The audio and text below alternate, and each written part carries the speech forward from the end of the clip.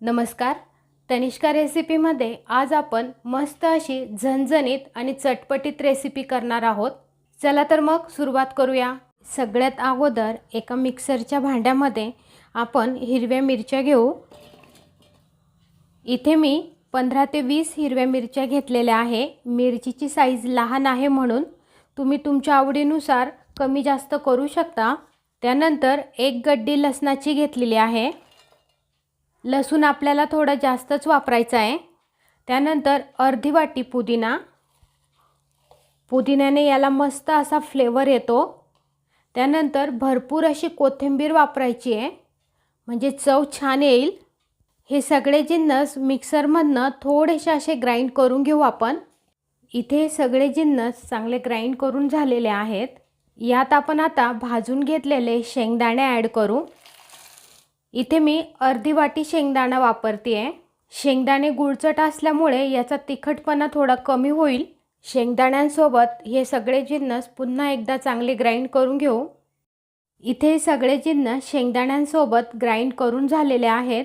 तुम्ही पाहू शकता इथे मी शेंगदाणे थोडे जाडसरच ठेवलेले आहेत.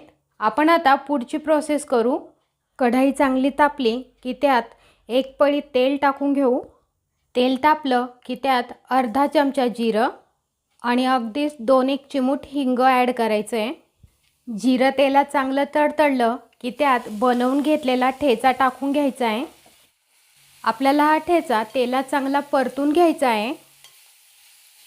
ठेचा तेलात परतत असतानाच त्यात चवीनुसार मीठ ॲड करू.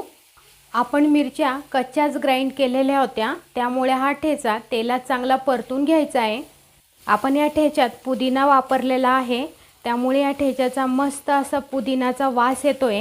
मीडियम गॅसच्या फ्लेमवर हा ठेचा चांगला सुटसुटीत होईपर्यंत परतून घ्यायचा आहे. असा हा ठेचा बनवून ठेवला तर 1-2 दिवस छान टिकतो. वरण भातासोबत किंवा नुसता भाकरीसोबतही आपण हा ठेचा खाऊ शकतो. नेहमीच्या ठेच्यापेक्षा आपण पुदिना वापरल्यामुळे हा ठेचा थोडा वेगळा आहे. एकदा तुम्ही हा ठेचा नक्की करून पहा. साधारण 2 ते 3 मिनटं मी हा ठेचा तेलात चांगला परतून घेतलेला आहे. हा ठेचा अजून चटपटीत करण्यासाठी यात आपण अर्धा लिंबू पिळू. लिंबूच्या रसाने ह्या ठेच्याला छान चव येईल.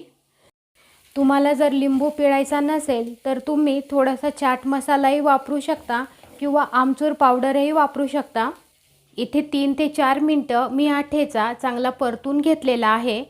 तुम्ही पाहू शकता ठेचा छान सुटसुटीत व्हायला लागलेला आहे. आपण आता गॅस बंद करू आणि हा ठेचा एका प्लेटमध्ये काढून घेऊ. रेडी झालाय मस्त पुदिना घालून ठेचा. तुम्हाला ही रेसिपी कशी वाटली ते कमेंट करून नक्कीच सांगा.